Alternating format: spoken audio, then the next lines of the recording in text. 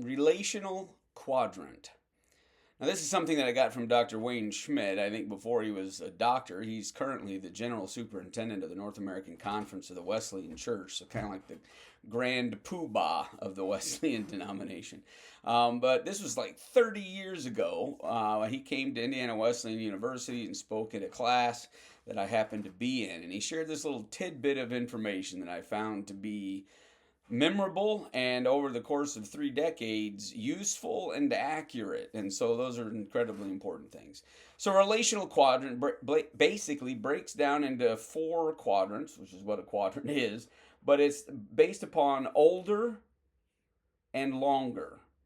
And what does that mean? Very simply, that when you go to lead an organization, at least as far as a church organization, a volunteer organization primarily, but it also applies to those in positions of authority and leadership that are paid, how those people feel about you, whether or not they respect you, whether or not they actually follow you. Now in a paid situation where there's a paycheck on the line, or when it's a military hierarchy, when they can just order, those do change this a little bit. They make this slightly less important.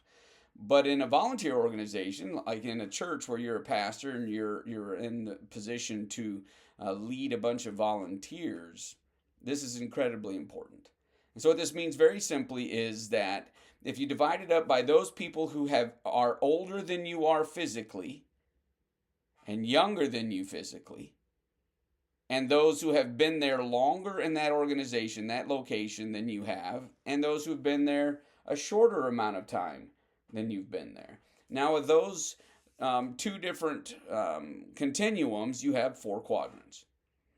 Now, the people that are older than you and have been there longer than you are not going to follow you, at least not a high percentage of them, and at least not for the first 6 years or so. The smaller the church, the smaller the community, the longer the time it'll take before they actually follow you.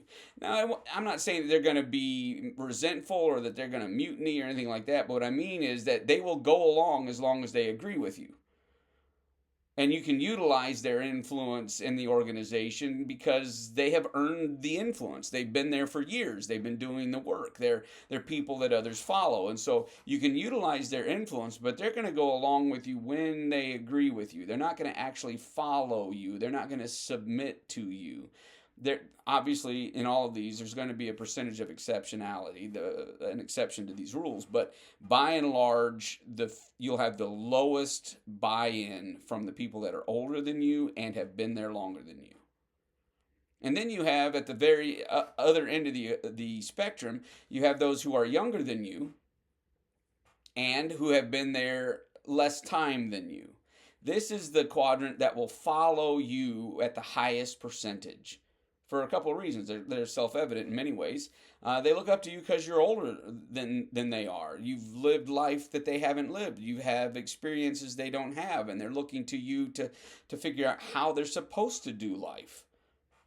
The exact opposite of those who have had more experience than you, that have lived longer than you, that have gone through things you haven't even contemplated yet.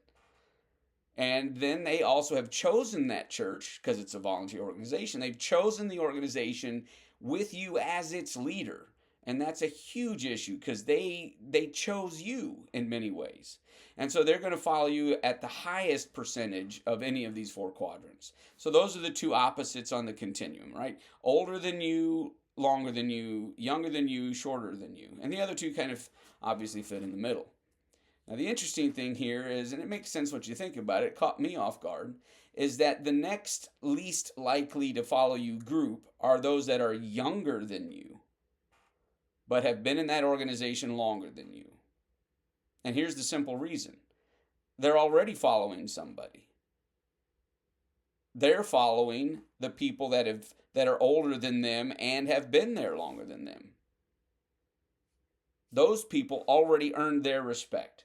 And so these are the people that they're following. And so if you can utilize their influence, then these people will follow, but they're not following you. They've been there longer than you. They're looking to those other respected lay leaders that they have, well, they've learned to trust over time. You haven't earned that yet. instead of 6 years, I would say about 4 years in, you will have earned their following of you specifically if you've done a good job, if you've used the influence of the older generation that have been there longer than you successfully. And then the last one is obviously they're older than you, but they've been there less time than you. And they're actually going to follow you at a high percentage, just not the highest, because they chose to follow you when they joined the organization. Now, the interesting thing about that quadrant, I would say, is that over time, your influence diminishes a little bit as they build relationships with those other people their age who have been there longer than you. So, in many ways, those who hold the influence in that congregation are those that are older than the pastor, that have been there longer than the pastor, until you've been there as the key leader long enough to have earned the respect and the right to lead. And I think this is one of those things that young pastors especially need to know. Just because you've got the position doesn't mean you have the influence. You haven't earned it yet. Do your job well, and expect, especially if it's your first church, you're as young as possible to be a pastor, you have the least amount of experience possible, you're likely going to be in a smaller church, in a smaller community where relationships matter most, and so expect it to take at least 6 years, maybe 8 years there before you're actually the one that is being followed. Now, of course, over time, if you're being successful, you're bringing in people to the congregation. They are coming in and they will follow you from day one because, like we stated earlier, they chose that church in large part because they chose you. So the relational quadrant, it's incredibly accurate, incredibly helpful because it sets your expectations low enough that you don't go in stupid. You realize that you have to earn the right to lead. Even though there's going to be some positional hierarchy, you've got to earn their respect, and it will take time. Relational quadrant.